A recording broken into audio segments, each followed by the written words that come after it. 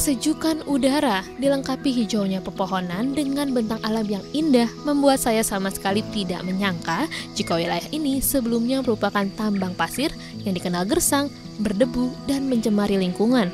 Infrastruktur jalan di desa juga rusak akibat banyaknya alat berat yang beroperasi.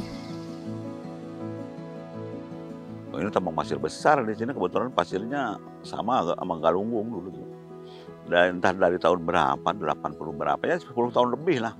Jadi galian pasir ini kan dari ujung sana ke ujung sana galian pasir semua. Ini rata dengan bukit ini tadinya. Dan digali 2003, saya ditanya oleh pejabat dari Pemda, dari Kabag Hukum, Kabag Ekonomi, malam-malam itu. Saya belum dilantik waktu itu, tapi beliau mengatakan, biarpun belum dilantik, saya panggil Pak Jokowi, oke lah. Ini kalian cek, lanjut apa stop, Pak Kades? Stop. Ya karena dari segi ekosistem hancur, lingkungan juga hancur, jalan hancur, segala macam, dan pengaruh terhadap anak-anak muda di sini. Kebanyakan mama bukan menjelekkan, kalau namanya driver, ada operator, segala macam, itu kan banyak yang peminum. Anak-anak sini banyak orang-orang anak-anak muda ya. Banyak terkontaminasi itu, banyak peminum. Nah, mulai 2003 saya stop, langsung stop. Ada ini juga di sini masih ini ditangkap sama polisi, diberhentikan semua alhamdulillah. Dari sejak itu langsung stop. Dan alhamdulillah juga sampai detik ini saya belum pernah ada omongan atau proses dari masyarakat atau dari pengusaha masalah penutupan galian ini, prosesnya.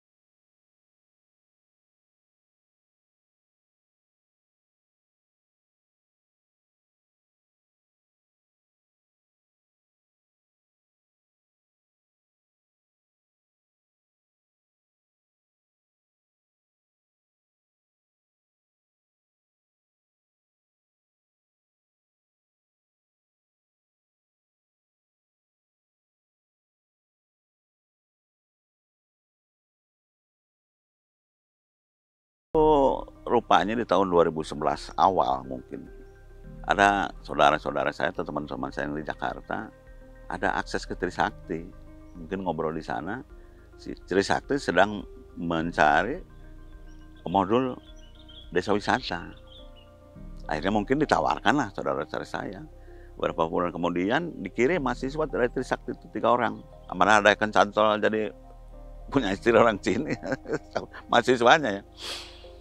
Tahun 2011 diobservasi, 2012 awal Februari itu di soft launching, dinyatakan Cibuntu itu yang ini dari Trisakti dan dari Pemda Kuningan.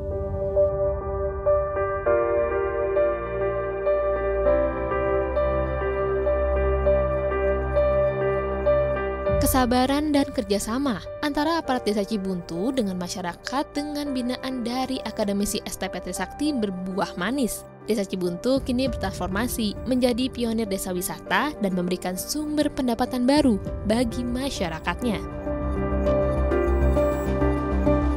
Nah, akhirnya alhamdulillah dengan binaan-binaan itu Cibuntu masyarakatnya disadarkan, masyarakatnya dikasih tanggung jawab bagaimana sebagai desa wisata.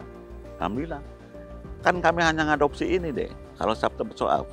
Kalau desa wisata ngadopsi itu saja. Semua yang ingin jadi desa itu bisa.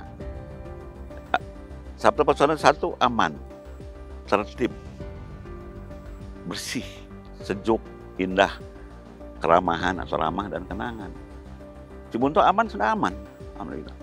Tidak ada anak peminum sama sekali. Ini semua. Jadi situ kepala desa harus punya power dari situ. Tertib, identik dengan aman kan, seperti sejuk ya. Cibuntu punya elevasi atau ketinggian dari permukaan laut 600 meter, itu kan insya Allah sejuk kan, dingin. Selain sejuk, indah kan relatif. Sebenarnya Cibuntu indah nih, kata adek, apaan indahnya Cibuntu? kan relatif ya bagaimana. Tapi ya alhamdulillah siapapun yang datang ke sini ya bicaranya Cibuntu indah gitu. Walaupun sederhana begini ya. Selain indah itu keramahan, ramah. Masyarakatnya walaupun di sini banyak orang dari Jawa, asimilasi kan, dari Lampung, dari Palembang, alhamdulillah mengikuti pola di sini. Ramah kepada tamu itu keramahan. Dan paling terakhir ada kenangan Sabta Pesona itu. Jangan sampai tamu yang datang ke Cibuntu itu punya kenangan walaupun tidak indah ya, tidak buruk gitu. Itu yang harus kita jaga sampai sekarang. Berbagai penghargaan telah diraih Desa Cibuntu. Menurut Abah, hal ini tak lepas dari peran masyarakat Cibuntu yang membuat desa ini menjadi lokasi percontohan Community Based Tourism atau CBT.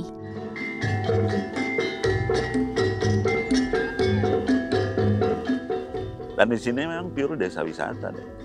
Karena ya itu menyangkut ada homestay, ada wisata budaya, wisata seni dan sebagainya.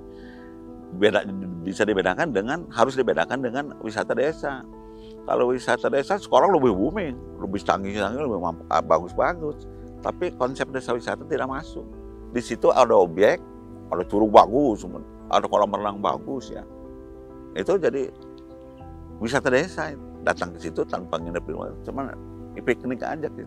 Di sini lain. Tamu-tamu tuh ya nginep di homestay, makan kadang-kadang ada sekali yang prasmanan, penyebar desa atau di tempat sini ya, yang lainnya di homestay.